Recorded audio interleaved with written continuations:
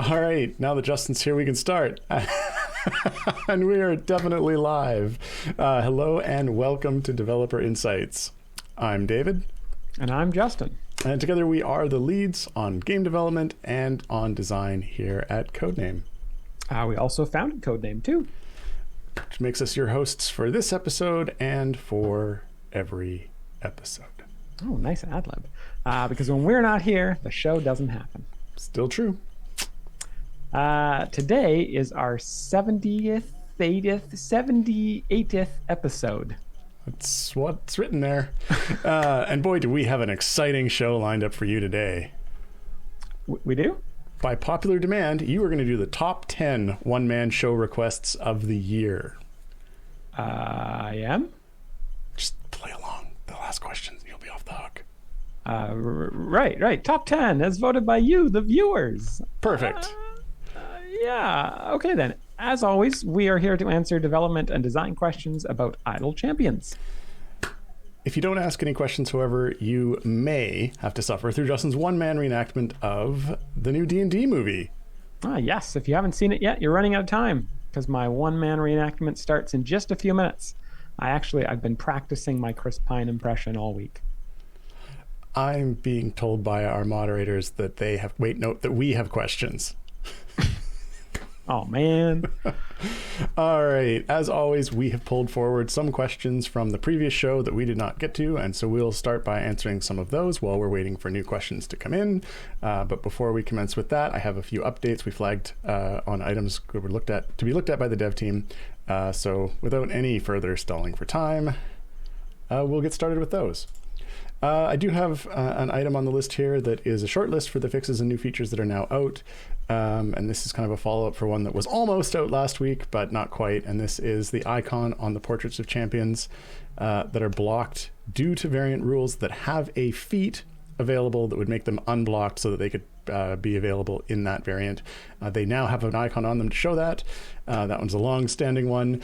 I was told by Peter, though, just before this started, that it doesn't work in the reverse, which is that if you have a feat on them that could be taken off to make them available, that's not taken care of. So that needs to be looked at as well.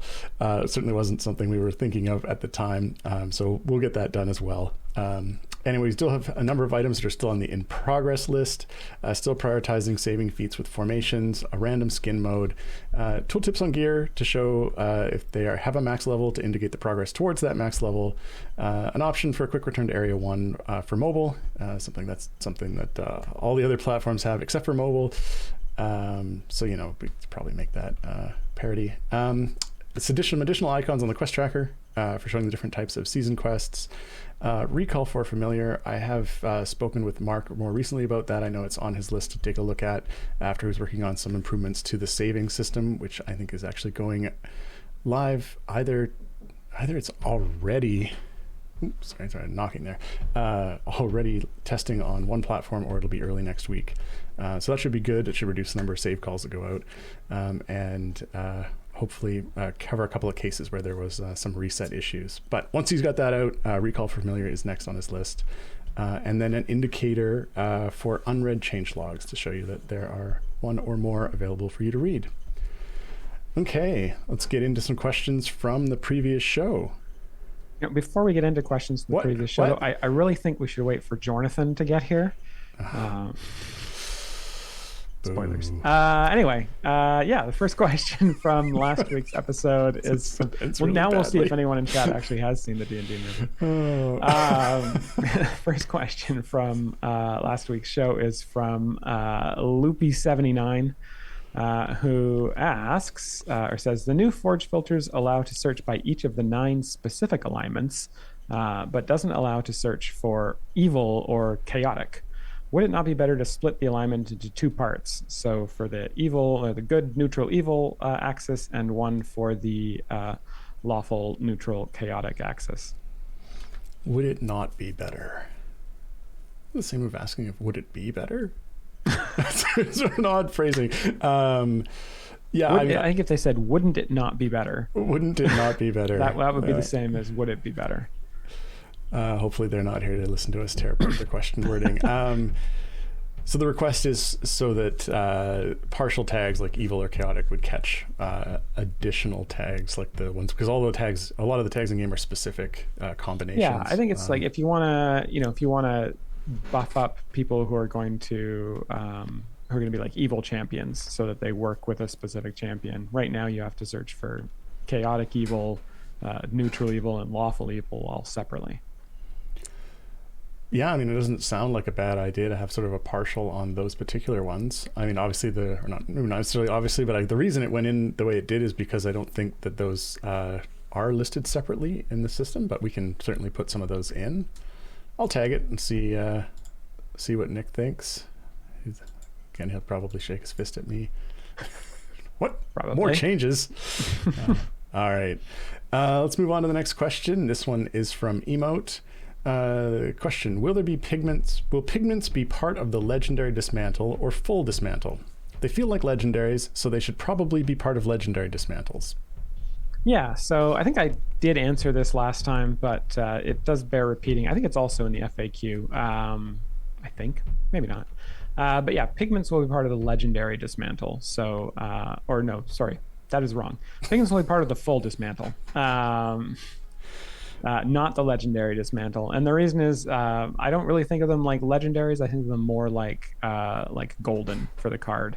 So you're adding a additional power to that card with a paid, essentially a paid item, which is very similar to sort of golden items. So they will be part of. Sorry, fewer pills. Deveth giveth and Deveth taketh away, I guess. But yes, pigments right now are part of the full dismantle. I was a little bit kind of on the fence about this last week, and I could probably be convinced to shift my opinion on that. But for now, they are part of the full dismantle. Okay, next question. This is from the NeoVid. When is healing going to be revised to be percentage based? Currently, most healers only heal for 0.0001% of a tank's hit points. Yeah, so definitely there are some issues with tanking and healing at the higher levels. Once you get past kind of the soft cap around area, say 600 or 650 or so, monster damage and starts to outscale tank health. But then, of course, there are tank items that increase the health and potions and whatnot. So yeah, health tends to outscale. So damage outscales health, health outscales healing, and healing just sits there in the corner feeling like nobody cares about it. So there are a couple of there's small things we're doing. We're doing some experimentation with potentially having some of the tank abilities that share health also cause champions to take more healing to try to account for that portion of it. If that works out, we could very well extend that to health potions or health items, so that they also increase healing taken. So you get a proportional increase as you go. So that's kind of phase one. Phase two would be taking another, as I think as Fewer Pills said in chat there, tanking and healing update version 3, maybe even version 4. Yeah, I'm also not sure exactly which one we're at, but certainly the entire system could use a critical eye at some point. Okay. Let's see. Moving on to new questions from this week. Looks like Dave's been highlighting them madly. Well, probably not madly, probably just neutrally, but he's been highlighting them. Questions. We wanted to do one-man shows. That won't be easy for me. I just sit back and watch. Well, you have to throw me all my props. Oh, okay. Tuck them over here from whichever side of me you're on. Anyway, the first question here is from Fewer Pills, who asks, and this is actually already answered this question, but I highlighted it for you just so we could be very explicit about it. Could we get the champs can be used with stat feats in the opposite direction too? So it shows a similar or same icon if you have to remove a feat, so a champ is available for a variant. Yes, definitely. That was an oversight that we didn't think of until it went live. I know, as I say, Peter mentioned that to me as just before I was coming in here to stream, being like, "Oh, so it works, but only in the positive direction, not in the negative direction," and that it had been brought to his attention. So definitely, we'll get that looked at. Yeah. Okay. Next question is from Emote, asking for Antreus specs, please could you display the total % buff increase from each spec rather than just the number of applicable champions, because the amount each spec increases per applicable champion varies. Yeah, so this is a good question. This kind of comes down to why we have the why we have those little sort of helper things at the bottom of specs. And I guess we're a little bit on the fence on this. I think we kind of debate back and forth on this from a design side as to what exactly to show there, because we don't want it to just be a thing where you get the spec choice and you just pick the one with the biggest number. Because at that point, I mean, what's the point of even having a spec choice? We should just automatically choose the best one for you, and you can move on with your day without having to make a choice. So I think having it be kind of a something where you have to do a little bit of thinking and sort of think about is this, is 3 champions affected by this better than 2 champions affected by that? And leaving a little bit of that thought in there, I think is something we want to do. We don't want to just make it something where it just tells you what the best one to do is. Without having to apply any thought to it. And I see people in chat there are annoyed that they have to think, and I hear you. I don't like thinking either. So maybe that's a change we could make down the road, but we'll see. I think Garwar's got a point there. It's it is just trying to figure out which one has the biggest number as opposed to being something that changes their functionality. And that is very true. Recently we've had a bunch of specs that have been, and for a couple champions coming up, we're trying to kind of simplify the specs from a tech perspective, because tech keeps getting mad at us when we do crazy complicated specs. The kind of specs I think that we would prefer to do are ones that really change the functionality of the champion. So rather than just being which of these gives you the bigger damage boost, it's which of these changes how their abilities work such that it works best for my formation. But recently we've been trying to do stuff a little bit simpler so that tech doesn't jump down our throats. So we're doing some of those specs that change functionality. I know they're working through the year or the season 4 changes right now, and a lot of those are some of those are changing functionality in bigger ways. So a little bit of column A, a little bit of column B there. All right, I think I've successfully highlighted. You've successfully added enough questions to last through the whole hour. No, not anywhere near that, but enough to get us for the first 20 minutes. Don't stop asking questions. They're going to run out. 5 more minutes of questions to go. All right. Next question here is from Garwar. So Garwar says, question, was the new feat icon supposed to let you know if a champion could be eligible for the variant you're in, or only if they would be eligible for the patron themselves? Currently, it seems to only let you know they could be patron eligible, but the champ still may not qualify for the variant restrictions. Would have liked to check both and only show up if I can actually use them. Yeah, that's a good point. I can take that back to Peter and let him know that restriction should be applied as well. I can see that would be sort of, definitely. Yeah, that would be frustrating. Yeah, it sounds like it was sort of a one-track fix on that, and it wasn't fully thought out to include sort of what would have made sense there. So I'll bring that back and make sure functioning like a compiler. Yes, right. Make it show the hey, there's a parse error here, and then you solve that. And it's like, ooh, and there's also a parse error on the next line, and you're like, well, you couldn't have told me both.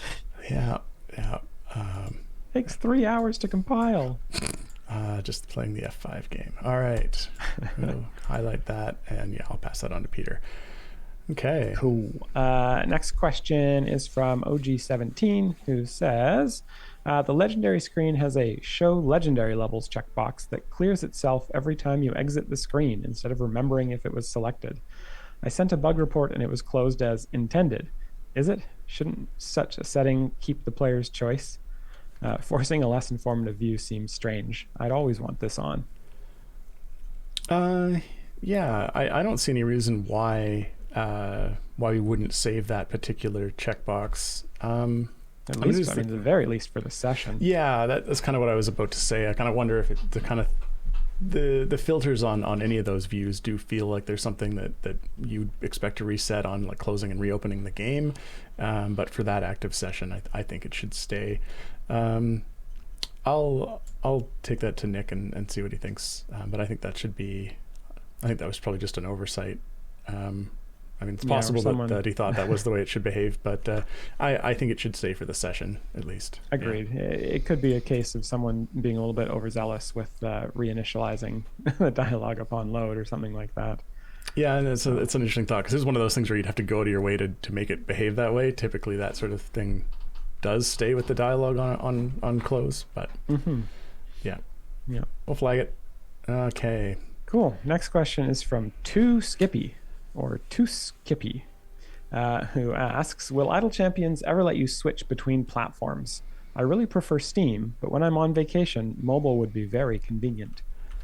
Yeah, so this is a question that we've had many times over the years, and it's one of those, it's a little bit tricky, and it's because various platforms are well, some platforms are pretty open about letting you move between them, and others are very sort of closed environments. They don't want you to have your accounts shared across different platforms. I'm not necessarily going to say specifically which ones are which, but because of that, we found it was simpler just to not offer it as sort of across the board, rather than having it be that on this platform you can switch to this platform, but not to that platform, and not to that other platform. Yeah. And yeah, I think it's probably enough said on that, but it's certainly one of those things where we probably do it if all the platforms were okay with it, but typically they're not. So yeah, I know. Sort of shaking the other kind of issue with that is, there's different kind of, as people who play on different platforms will know, is that there's different rates at which we're able to get builds out to those platforms. And so we certainly have the recent Emergence event is a good example where the build to Switch ran into some issues during approvals, and it ended up that the Switch Emergence did not start at the same time as every other platform. So if you had a case where you're playing on Steam and then you tried to switch over to Switch, the Emergence event would go away at that point, and I don't know if you'd lose your tokens or what, but then when you got back to Switch or to Steam, it would be back on. And so certainly we do occasionally run into issues like that. We definitely try not to have those things happen. We try to have all of the content on all the platforms be synced, but every once in a while, unfortunately, it happens. So that makes cross-platform stuff. It just adds another wrinkle to cross-platform stuff. Okay, that's funny. I was sort of watching the chat there. I saw an odd question that got timed out on Library of Akash asking why we don't see any one of us drink on stream. We should hydrate. And I was thinking, what? I actually have a bottle of water here, and I should drink that. Although typically, I will have a Red Bull. Yeah, I don't have anything with. I've got a bottle of hand sanitizer, but I don't think that would be a good idea to drink that on stream. My mouth is feeling a little bit dry today. I think people are probably hearing that. It could be it. Yeah. So yeah. Okay. Anyway, next question. This one is from Sean Terry Wilson. Regarding the T10 reward of Modron Core XP, could you change it in the future so it can apply to any core? We got the season core at T4. Tier 4, right, of course. And already have it maxed out. So it's a redundant mandatory purchase. Perhaps put it in a potion form like legendary potions. Yeah, so I think we have a solution for this starting in the next season. I don't think we're doing a Modron Core in the next season, but the next time we do a Modron Core, if we do this type of reward, we are doing some redesigning of the reward track to try and remove the idea of mandatory purchases and feeling like you have to spend currency in order to progress through the reward track. So hopefully that will account for this type of thing. I definitely get that, it's possible that this is not going to be a useful reward. And I hesitate to make the reward more complicated by having it be a thing where you have to claim it and then pick the core that it applies to. So I think some of the changes that we're planning for season 4 will make this less of an issue, even if it's still kind of a dud reward. Okay. Now, this next question, I was a little bit confused by it, but it had a bit of a thought to it that was that I liked, but I was confused about the question. Anyway, the question reads, this is from Caesarian, I think I've got their name. Is there a chest for a lexicon kind of thing? Like an animated bestiary to check enemy abilities while looking at their animated sprite. So I did like the bestiary idea, but I was a little confused by a chest for a lexicon kind of thing. I don't know if you know what they're asking, Justin. This kind of like goes well into the idea of the a chance. They made a chance. Oh. Is there a chance for a lexicon type of thing? I thought it was maybe a typo there. Yeah. I saw this question when it came in too, and I was thinking, yeah, this seems like yeah. So I think this leads well into my collections dialogue rework thing that I've been quite excited about for the past, I don't know, year or two. And actually we have started on the design for that. I've got a document that essentially has, or it tries to have an exhaustive list of everything in the game. And I've spent a little bit of time in the last couple of weeks trying to figure out how the heck we would display such a dialogue. So I think part of it would definitely be a bestiary with all of the monsters that you have run into. I think even though we don't explicitly store that data, I think we do store enough that we could get it pretty close. Having a thing where you could search by monster tags or search by adventures and or just search by text and find all the monsters that match that, and then click them and view them, and if they've got any special attacks or stuff like that you could go and see that. I think that would be very cool, and that is definitely part of the plan for the collections dialogue rework. For anyone who hasn't heard me rant about the collections dialogue rework before, the idea basically is we take the collections dialogue, which exists on mobile and non-console UI platforms, and right now it just displays your equipment for all of your champions and which of the equipment, like the rarities that you've gotten for each equipment slot. The rework would basically, the idea would be, it'd be this kind of lexicon type thing, basically an encyclopedia of idle champions that would have all the champions, all the adventures, all the monsters, all the chests, all the patron data, basically everything in the game, alongside a whole bunch of progress bars. So it's like, you've done this much of this thing, you've done this much, you've seen this percentage of monsters in the game, you've seen this percentage of backgrounds, etc., etc. So it would it'd basically be a one-stop shop for what percentage of the game have I seen or completed. I'm very excited to potentially start to work on that this year. Let's see. Next question here is from Torrigan. Toran again. Who asks, could the forge setting to show legendary levels please respect my filters? If I filter by favor, don't show me levels on grayed out items which do not match my filter. They are not my current targets. If I filter by favor, you gotta respect their filters. Don't show me levels on grayed out items which do not match my filter.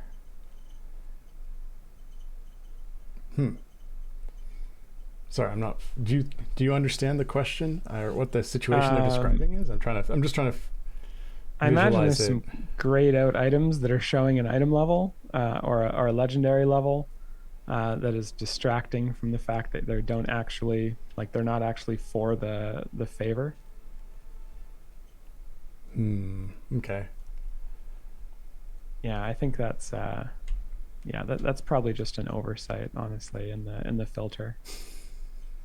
I'm saying in the chat, patron filter still so that in from other patrons, just grayed out. Okay, I'll take that back to Nick. I see there in chat the lurking writer is saying they would like an expanded journal. That is actually also part of the collection dialogue rework, would be to be able to find adventures that you've done and actually pull up all of the cinematic and quest text and view it in game without having to start the adventure, which would be cool. Yeah, for sure. Okay, next question is from Spicy Corsair, who says the health bar and name of the Elder Brain are blocked by the bar with the inventory/familiar/party/jukebox tabs. It's a minor thing, but can the health bar be moved so it's more visible? Thanks in advance. Yeah, this feels like something that we probably in various QA passes have adjusted on other monsters, but this one did not get caught. So I'm going to tag that, and we'll have that taken a look at, because it's certainly just no fun. It seems like a minor issue, but certainly not the intended display. So, Okay. Next question here is from Honda Hero 21. For quests, etc., that have to be done in the foreground. Oh yes, this came up last week. Yes, I remember this one. And not offline background mode. Can you mention that in that? Can you mention that in the quest, etc., in the description?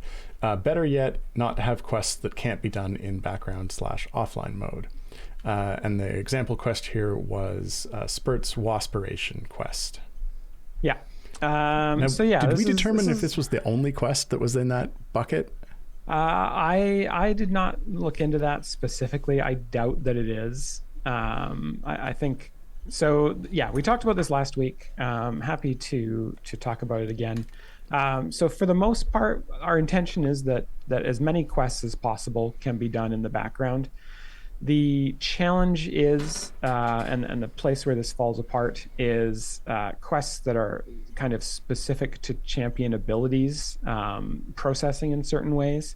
So the way offline progress and background progress work is we don't simulate like all of the time that the background process is running, because that would mean having 2, 3, 4 copies of the game essentially running at the same time for background parties. And I don't think it would be just some of the console or phone platforms that would complain about that. I think even Steam would probably we just can't do it fast enough. Not be good. So what we have to do in the background there is we have to kind of simulate some and then guess at others. And the problem is when we guess at the other part, it generally doesn't run the champion abilities. So we'll put you, if you're in level like 105, we'll simulate 60 seconds of fighting in there. And if you defeat the boss, we'll say, great, you defeated the boss. And if you do it fast enough, we'll go, okay, maybe you're actually good enough to be in, area 115. And so we'll bump you forward 10 areas and try and defeat that boss. And if you don't defeat it, we'll say, oh, maybe you're actually should be back in level or area 110. And so we'll try a little bit here and there to try and get you through the areas, to get you to the level that you should be at, or the area that you should be at. But we're not doing a full simulation. And so that means that a lot of those abilities like Spurt's Waspiration, like anything that requires a specific number of hits or a champion to do a specific thing, sometimes they won't process properly in background mode. And I'm not 100% sure that we have a good idea of a perfect solution for this. Certainly I think we can try and hard code in certain modifiers for certain abilities, but it's not going to be perfect, and it requires a lot of very manual fine tuning. So for those ones, I think we say for now the best way to do those is in your foreground party, recognizing of course that is challenging on some platforms. And we definitely try to be aware of that when we're designing the quests as well, that we try not to do too much that we feel will probably be foreground only. And and try and keep those down a little bit. Obviously, we don't always hit that mark, but it's something that we do think about when we're designing the quests. Cool. Oh, there's red text here that says giveaway. But no further do we details. do a giveaway now, or do we do the next question then do the giveaway? I don't know, man. Let's just do the next question and then we can announce the giveaway. No, it says now. Oh, okay. I'm saying now. All right, I have no choice. Let's do it. Okay, we're doing it now. We have reached the half-hour mark of our stream, which means we get to do our world famous, super exciting two-man show giveaway. It's world famous. It's been viewed in over, how many people are in this stream? In over 50 countries, let's say. The way this works is there will be a keyword that you have to type into chat. That's right. Not in Quebec, though. Not in Quebec, obviously. Yep. And you type in that keyword that enters you into the draw to potentially win 42 chests of your choice. The keyword this week is one-man show, all one word. And yeah, you type that in. It just runs for the next 2 minutes. You get a chance to win those chests, 42 of your choice. So you get to pick which type of chest. They could be any type of chest. You could do gold chests. You could do Modron component chests. You could do golden Antrius chests. It can't be any type of chest, champion. Any type of chest that exists in the game. Except for, don't we still have restrictions? Oh, yeah. You can't do Gloria Bahamut chests, but no one's going to pick those. There's so much more exciting chests to do. You could also do silver rosy chests. Yes, those are a bit of a meme. You could absolutely do that. Underwater basket woven chests. It has to be a type of chest that exists in game. Season 4 chests, good try. No, you cannot do Season 4 chests. I mean, they probably exist in game, but you cannot choose them. It has to be a type of chest that exists in game and has been released. You also can't do golden chests. I think we should flip this on its head one day, and actually they get to pick a chest, and that chest gets added to the game. Ooh, that's exciting. Yeah. And then you get 42 of them, and no one else ever gets any of them because there's no other way to get them. Oh, I don't know about that. I can add it to a list of custom chests added by the community, voted on. They show up in wild offers. Sure. Can't promise what's in them, though. Yeah. Maybe nothing. The Just OP open them chest. up and there's nothing. See, the chat. At least someone in the chat says they'd pay money for that. Okay. Alrighty. Anyway, let's get on with the show. Let's go to the next question here, and good luck to everyone who has entered. 182 entries total. Drum roll. Oh, now I gotta wait and see. The chest of many things. I feel like every chest is a chest of many things. That's true. Let's see. Who's gonna win? Who's gonna win? The suspense is hurting me. Oh, there we go. Oh, M_widow. Congratulations, M Widow. You M Winnow. Enjoy your transparent aluminum chests. You get to see what's inside before you open them. They sound like very ethical chests. There's probably whales in there. Inside the transparent. What do you Not that meaning, the Star Trek 4 meaning. The whale, okay, the let's whale pops out and goes. Yeah. Okay. Anyway, next question is from Hunters UK, who asks, "Could we get a filter for average eye level on blacksmithing contracts?" So I guess when you go to use a blacksmithing contract, right, an average item level filter. So this would be because with the recent rollout of the additional sorting and filtering, which also affected the other dialogues, including blacksmithing, that would be a custom filter on blacksmithing, one that's not necessarily applicable on, for example, the legendary dialogue. But yeah, I think we can ask for that and tag that one off. Okay. Next question. This one is from Loopy79, and they would like to know, could we get a button in Modron Automation allowing us to disable all short-term buffs, such as season buffs and weekend buffs? Currently, these buffs can play havoc with things like Priv Gem Farm teams, so the ability to just turn them off for a particular team would be appreciated. So normally my response to this would be, No. No. It's a normal response. This is an Default interesting way response, of, actually. This is an interesting way of proposing it be done, though. I mean, obviously, we've talked about this kind of stuff before, where we want to be careful about adding options to disable things where a player could accidentally click it and then not realize that they'd done it, and then be like, "Hey, I'm not getting," open a ticket, being like, "I'm not getting any more weekend buffs," or like, "My season buffs stopped applying. What did you guys do?" And then we have to, respond and be like, actually, it wasn't us. You did this to yourself. And then there's all that. You put on the one ring. That's why you can't see your character.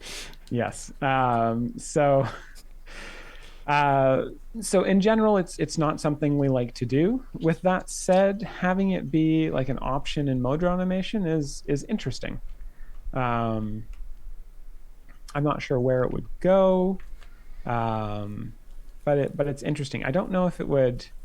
Now, I think having it be specific about turning off like season buffs and weekend buffs and like week-long buffs is I think it'd have to be an all or nothing thing. I think it would have to turn off like all buffs, so including like potion buffs and whatnot. Because that feels like a little bit of a slippery slope, at least from the starting of like, all buffs quickly turns into, specific categories or then specific individual buffs. Yes. We get exactly. We get to the case where it's like, okay, I would like the option, and then it just bring up all the buffs, and I like be able to tick the ones I don't want on or off. And while we don't mind having that level of customization, it is a lot of work for very little return in terms of sort of the wider player base. Yeah, I mean, this is a very 9% of players wouldn't use that type of thing. Very specific use case. Which is typically why it ends up being on the no category as sort of as a first is the how difficult is this to make work, and the second is then how many people does this apply to, and then in the third case in some of these it comes a question of, and would having such a thing actually cause confusion if you weren't aware of sort of the specific use case that it was intended for. So I don't know. It's still something that I would shy away from. We'd have to think about that type of thing. I'm intrigued, but I'm not sold yet. Okay. All right. Next question is from Niscus, and they ask, some of us got less corrupted gems from the last emergence than intended, even when we did all dailies and we were killing red wizards. Somehow our max number was behind the intended maximum. Is there a fix coming soon? Thanks in advance. So I know that there was some sort of issue with this.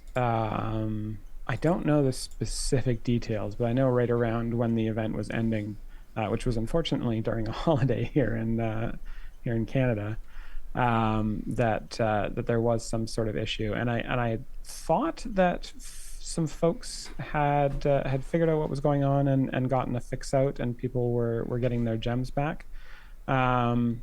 It should be, I believe it was 61,000 is the max if you finish all of the variants, all the daily quests, and you got your max from drops. We did have the drops, so we intentionally set it up so that drops would stop early, would stop early. Yeah, not that they would stop early, but like the maximum number you could get. If you got all of your drops, you would stop getting drops for the last 15 minutes. So there was a bit of leeway time. You would have hit your max with 15 minutes to spare. Right. And so anyone who hadn't hit their max would still have that last 15 minutes to get some more. So I'm surprised that there are still some issues here. We are looking at changing that cutoff so that if you're getting all of them, that we would maybe do it for the last half hour or hour or so.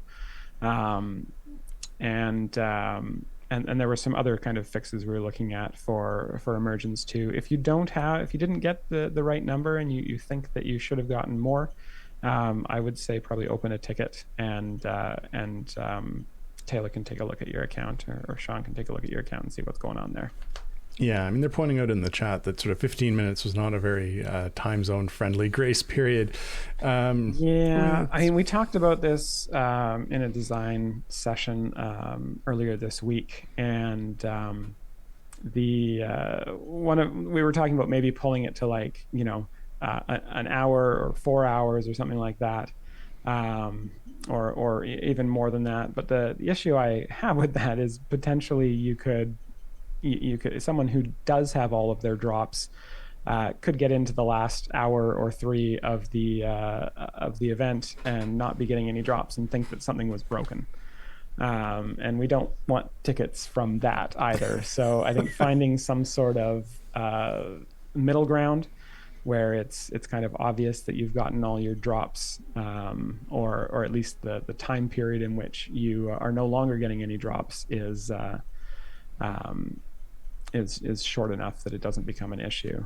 Yeah, and I mean, it's sort of the clarity on that would probably be a lot better with sort of the improvements that are going in for the dialogue for the next time that event runs, because there's going to be some additional information there, like the checkboxes for how many daily quests you've completed, as well as I think we were going to break out how many of the gems you've gotten from quests and from drops.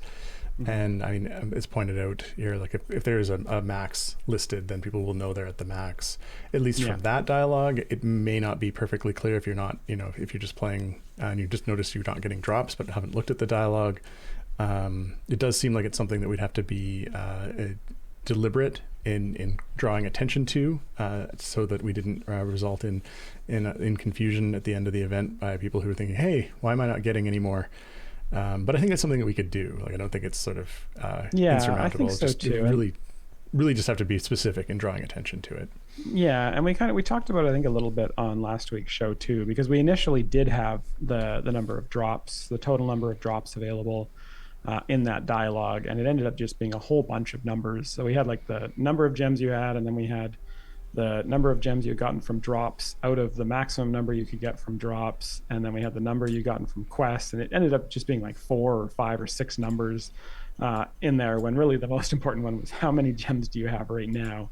And so we pulled that back, and I think there's some changes for Emergence 2 where we've put a little bit of that back in. So yeah. Okay. Yeah, so hopefully that clears it up for the next one.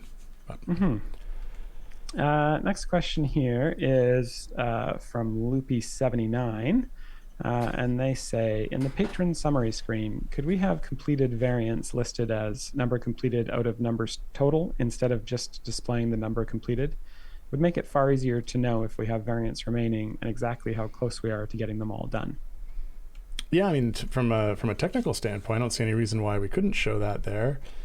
Is there not there's a progress bar there for the variant completion. Is there not on the patron summary screen? Can't picture it.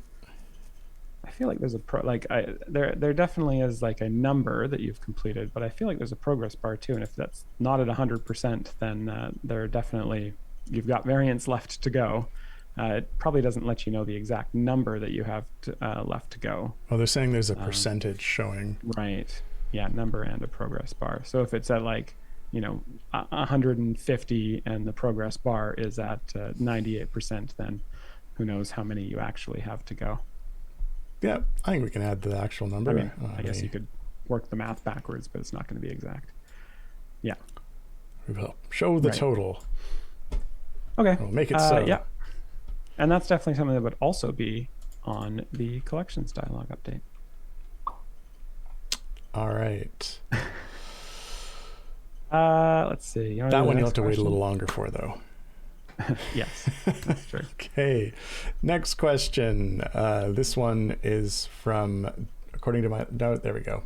It says Justin Stocks. No, it's from Niscus. Can mega chests come anytime soon, please? Oh, well, since you said please. Yeah, it is something that's on the radar. It's not something that design has started to specifically look at, but it's definitely on our radar as something that will probably help with some pain points that some players are having. Yeah, so, and I mean, I think there is some... there's probably something we can do to actually make the chest stuff open faster, just in general. And I know that's something that I've put on Mark's list of things to look at once that save manager is out.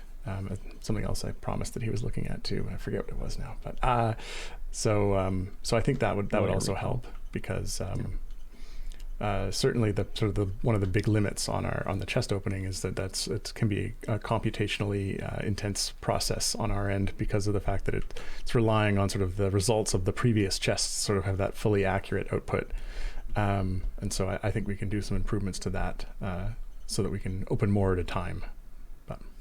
Yeah, I mean, I guess definitely we could kind of predetermine if you have all of the items that you could potentially get out of those chests, and then we don't have to look at what other items you have to try and decide whether we need to give you a new item or whatnot. And that's probably something we could pre-cache that would save quite a bit of pre-calculation. Yeah, and not only that, it's probably something that for the players who are opening those large numbers of chests, that it would impact them more than players who hadn't got all the items completed yet and weren't opening large numbers of chests. So I think there's some low-hanging fruit there. So we'll take a stab at that, or a swing at it, whatever you do, try and get that fruit off the tree. I don't know where I'm going with this. I think I'm going to move on to the next question. We'll swing at that fruit and stab it. It'll fall off the tree. It'll be bruised fruit when it hits the ground. All right, so we got a couple of other questions here. I just want to just kind of go over the questions very, very quickly, because these are two that have basically one-word answers. So Rough Rider 1995 asks, when will Tatiana get an item level cap on her speed item? That is something that is on our list. I think we've talked about it before. It might have fallen off of the in-progress list, but it's definitely something that we've talked about doing. So that is in the plans. And likewise, what's the one-word answer? Asks about the freely spec counter, and likewise. Is the answer soon? Is that what you're saying? Yes. Feels like when will is not technically a one-word answer response usually, unless you have an exact time. Okay. Henceforth. Okay, next question. This is from Caesarian, and they are asking, are half-elves considered human or elf? New player being confused, as in D&D they are both, but here they seem neither. They are neither because of the tag. That is a good question. I am not sure. I knew this at one point, but I am not 100% sure. I feel like we flagged them as just half elf. Yeah, I think it's actually an independent category in the tags, right? I think so. Yeah, I mean, I know drow are defined as elves as well, and like the Eladrin are defined as elves as well. But I think half elves are just half elves. And are neither elf or human. Okay. Yeah. I mean, sort of from the background on that is sort of all of the characters have a set of tags that sort of indicate what abilities and whatnot apply to them. And I think that the tag in our system in this particular case ended up literally just being half elf, which meant that only things that specifically targeted half elves targeted them for that tag. Yeah. I do feel like you had a more just like detailed answer that you'd given it like maybe 2 years ago at this point. Probably just go back and watch the previous 77 episodes. I don't know if they're on Twitch or YouTube, but just they'll be in there. Sorry, I'm just laughing at the chat. Anyway, next question. This is a really excellent question, Justin. This one is from Jason Olt. Where is the VOD for the one-man shows? I keep watching these and I only see Q&As. Yeah, believe it or not. So we promise to do a one-man show every week if nobody asks any questions. And wouldn't you believe it? But it seems like every week people have questions. I mean, just the nerve of some people to ask questions on Dev Insights. So unfortunately, I don't think we actually. Show, yeah. I know. I don't think we actually have any one-man shows yet. So maybe at some point. If you want to hear a one-man show, I do a mean reenactment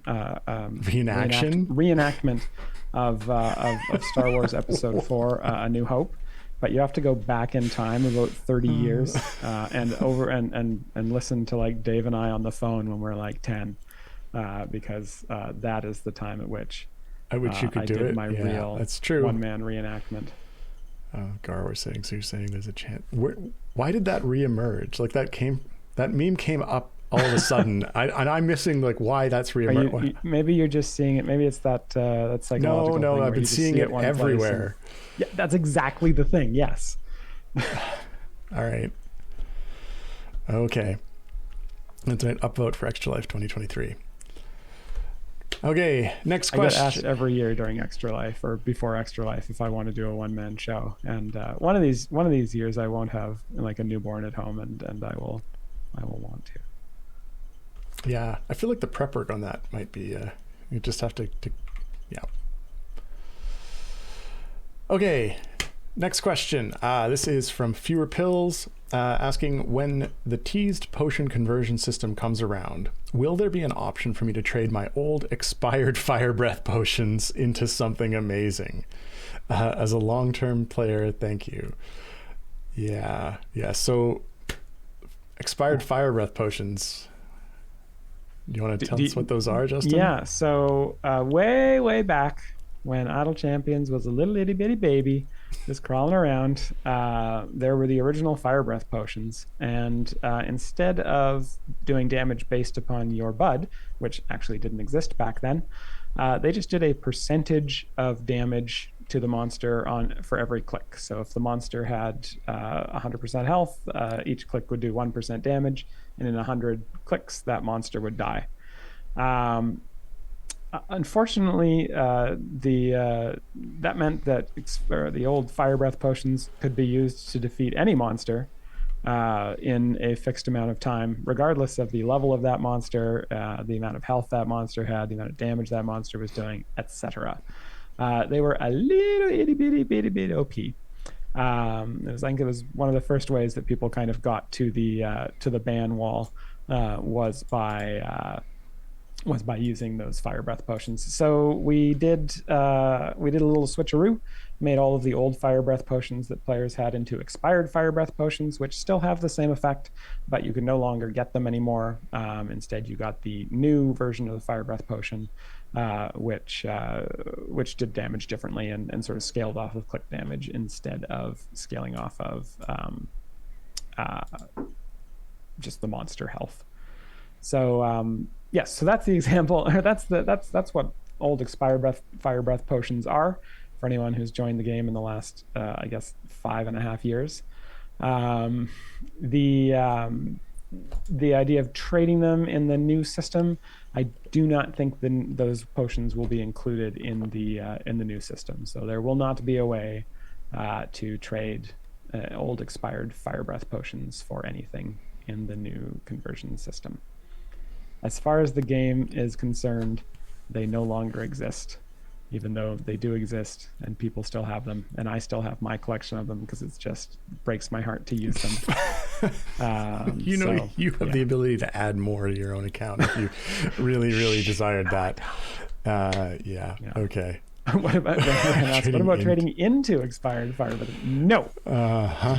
No. Okay, well, all right. We've got time for one or two more questions here. Alrighty, let's find one or two more questions. This one here is from Devil Crayon, who asks, has any additional work been done to track down the display errors when scrolling through the adventure journal? I regularly have to scroll up and back down to make sections of the dialogue draw correctly. Yeah, so this is the first I've heard of this, but we can definitely tag it to be looked at. It sounds like it could be something where potentially maybe like a call is getting ahead of itself, or like because it loads in chunks and it queries the server every 100 items or so. There's some block that's effectively the pages for that. So I could easily see an issue existing there. And I noticed that a few questions later, there's another, like OG17 is asking a similar sort of follow-up to that.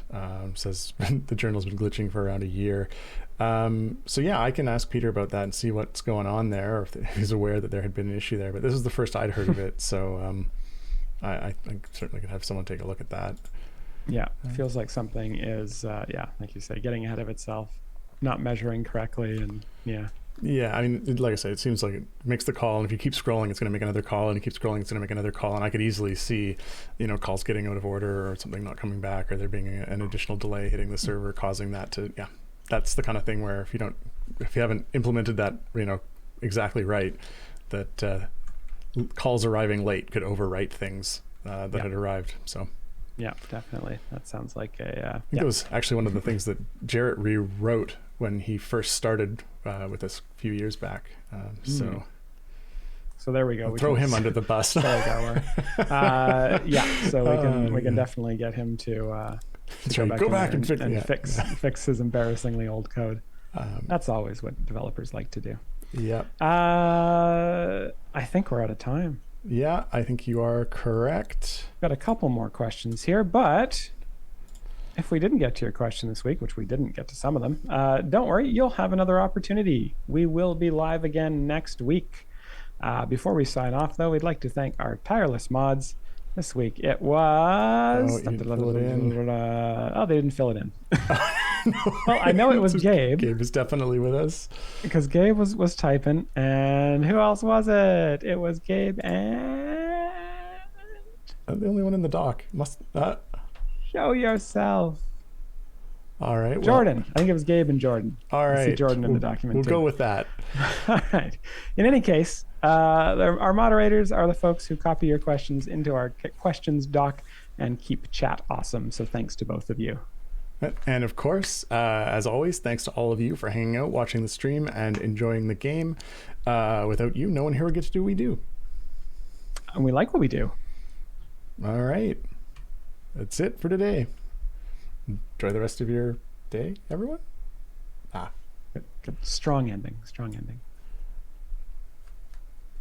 Wait. Before we go, Justin, I've got a surprise for you. Oh boy, I'm almost afraid to ask. I've prepared a one-man show just for you. Oh, really? That's so kind. What's it called? It's called The Justin Monologues, a dramatic reenactment of his worst design choices. Wait, what? All right, starts chapter 1.